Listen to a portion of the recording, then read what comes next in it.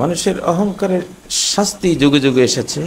নূহ আলাইহিস সালামের যুগে এসেছিল, ইব্রাহিম আলাইহিস সালামের যুগে এসেছিল, শুআয়ব আলাইহিস সালামের যুগে, হযরতে মূসা আলাইহিস সালামের যুগে, লূত আলাইহিস সালামের যুগে, হুদ আলাইহিস সালাম, সালেহ আলাইহিস সালামের যুগে, আরব বিশ্বসহ সর্বত্রই অহংকারী জাতির, আল্লাহদ্রোহী জাতির শাস্তি দিবসের ধ্বংসযজ্ঞগুলোর ইতিহাস হয়ে আছে তাদের নিজ নিজ দেশগুলো, তাদের রাষ্ট্রগুলো।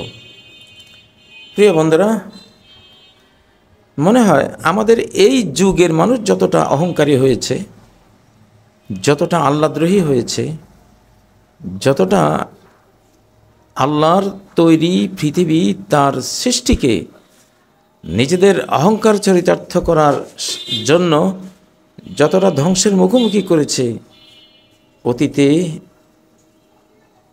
এমনটা কমই হয়েছে। তাই আজকে অহংকার নিয়ে কথা বলবো। আল্লাহ তাআলা বলছেন, ফাকালা আনা রাব্বুকুমুল আ'লা। ফেরাউন বলল, আমি তো তোমাদের সর্বোচ্চ রব, লর্ড, আইনদাতা, বিধানদাতা, আমার কথাই ল। আমি যে ল দেব এটা মান্য করা সবার উপরে অপরিহার্য। ফাআখাযাহুল্লাহু নাকালাল আখিরাতি ওয়াল উলা।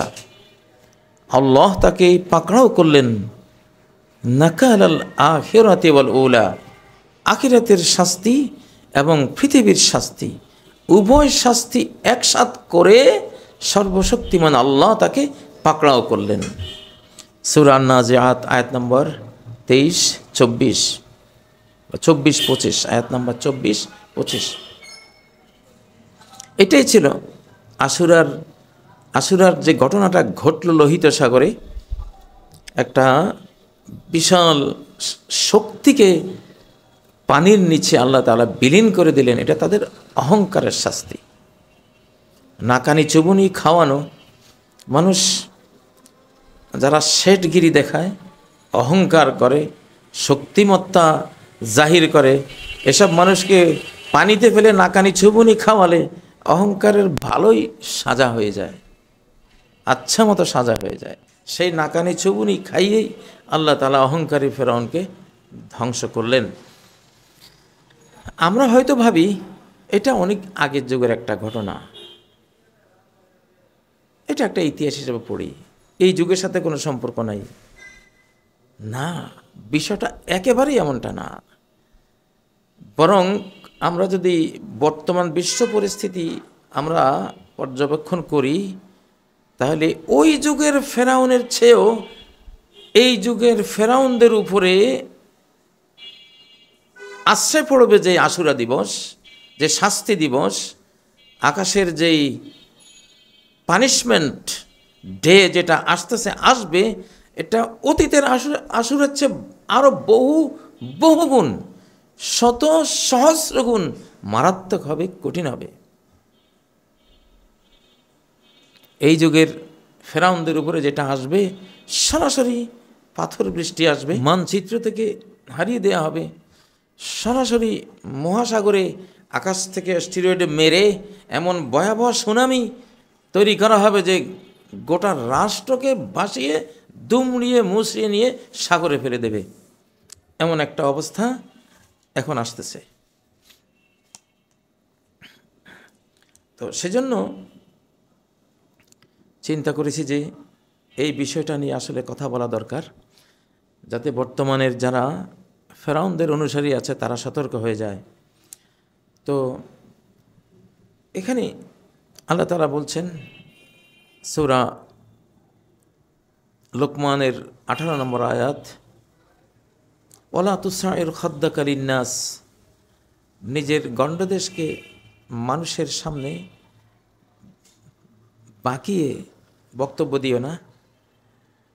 ওয়ালা তামশি ফিল আরদি মারাহা, পৃথিবীতে অহংকার বসে পদচারণা করো না।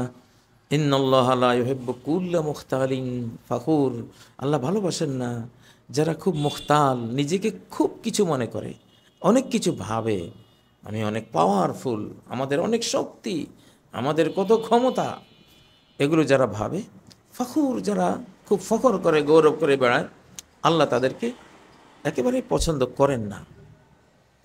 সূরা আল কাসাসের 83 নম্বর আয়াতে আল্লাহ বলেছেন, তিলকা দারুল আখিরা, ওই যে পরলোক, নাজালুহা লিল্লাযিনা লা ইউরিদুনা উলুওয়ান ফিল আরদি, আমি তাদের জন্য পরকালের সেই শান্তির জীবন রেখেছি যারা এই পৃথিবীতে কোনো অহংকার কামনা করে না, অহংকারী হতে চায় না, মানুষকে ছোট খাটো অপমানিত করে নিজেরা বড় সাজতে চায় না, তাদের জন্য আখেরাত।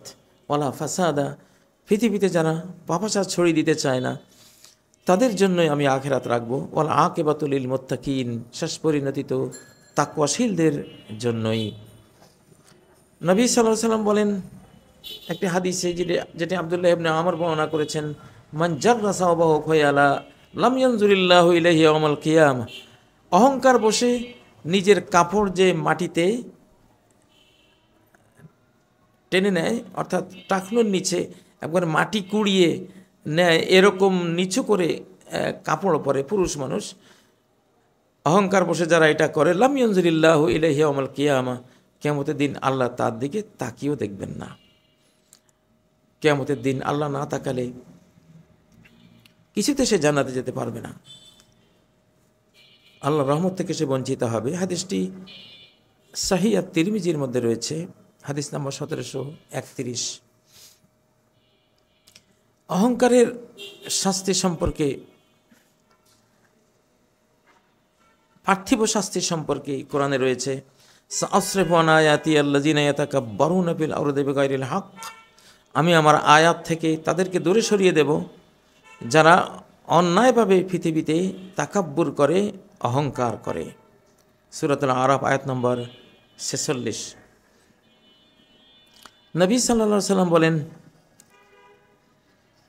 যে এক ব্যক্তি যখন তার সামনে খাচ্ছিল, বাম হাতে খাচ্ছিল, আমাদের সমাজে অনেকে অনেক অহংকারী শেঠ, অহংকার প্রকাশ করার জন্য সাধারণ মানুষ পাবলিক ডান হাতে খায়, মানে ডান হাতে যারা খায় তারা নিচু স্তরের, অভদ্র বা বেশি টাকা পয়সা নাই, বেশি একটা মানে কালচার না, তারা খুব কি বলবো, মানে লাক্সারিয়াস লাইফের লোক না, খুব মডার্ন না, ইত্যাদি ইত্যাদি না, তারা ডান হাতে খাবে। আর ওনারা বাম হাতে খায়, মানে খুব শেঠগিরি আর কি, খুব একটা মডার্ন বা খুব লাক্সারিয়াস মানুষ, ইত্যাদি ইত্যাদি, এগুলো যারা ভাবে বাম হাতে খায়। তো নবীজি তাকে বললেন, কুল বিয়ামিনিক, বা ডান হাতে খাও। কল আলা আস্তাতি, সে বলল আমি পাচ্ছি না, আমি পারবো না। তখন নবীজি বললেন লাস্তাতাত, আল্লাহ তোমাকে তৌফিক না দিন। মা মানাহু ইল্লাল কিবির, একমাত্র অহংকারী তাকে বাম হাত ছেড়ে ডান হাতে খাওয়া থেকে বিরত রাখলো। তাহলে বাম হাতে খাওয়া কিন্তু একটা অহংকার। দেখবেন খুব শেঠ টাইপের মানুষ যারা অহংকারী টাইপের, এগুলো বাম হাতে খায়, শয়তান। তো ইন্না শয়তানা ইয়াকুলু বিশিমালি ওয়া ইয়াশরাবু বিশিমালি, নবী সাল্লাল্লাহু আলাইহি সাল্লাম বলেন যে শয়তান বাম হাতে খায়, শয়তান বাম হাতে পান করে। তো আসলে যারা কুপ্রবৃত্তি, নিজের কামনা বাসনার ফেরেবে পড়ে, প্ররোচনায় পড়ে পাপ করে, তাদেরটা আল্লাহ ক্ষমা করে দেন যখন তারা ক্ষমা চায়, ক্ষমার তৌফিক তারা পান। যেমন আদম আলাইহিস সালাম, ওনার স্ত্রী হাওয়া, আমাদের আদি মাতা আদি বাবা পাপ করেছিলেন, এটা একটা কামনা বাসনায় পড়ে গিয়েছিলেন যে এই গাছের ফল খেলে জান্নাতে চিরস্থায়ী হয়ে যাব, ইত্যাদি ইত্যাদি।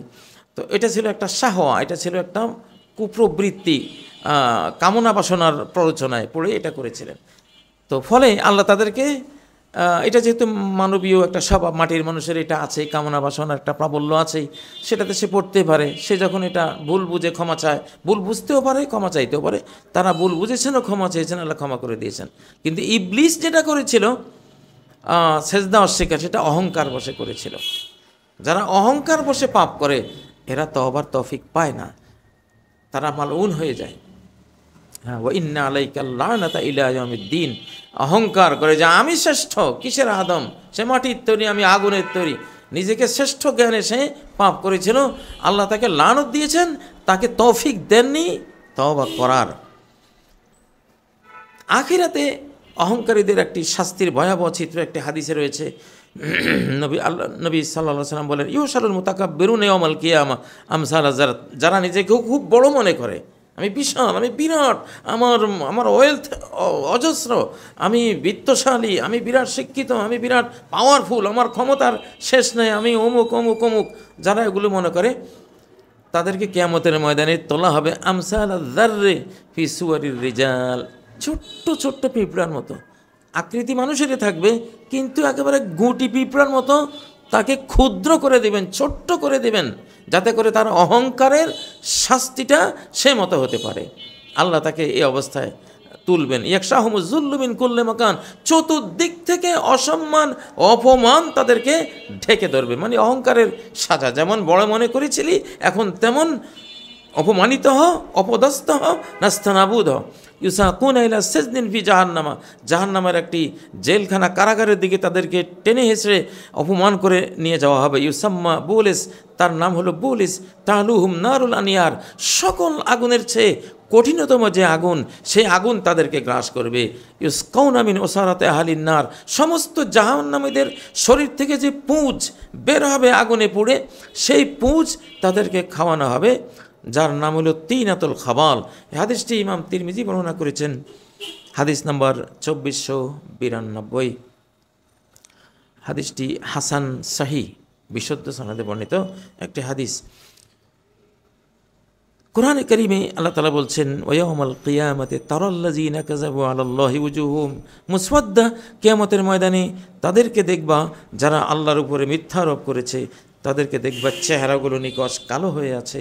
আলাইসা ফি জাহান্নামা মাসওয়াল লিল মুতাকাব্বিরিন, যারা অহংকার বসে আল্লাহর উপরে মিথ্যারোপ করত, তাদের শাস্তি হিসাবে, তাদের ঠিকানা হিসাবে জাহান্নামই তো যথেষ্ট।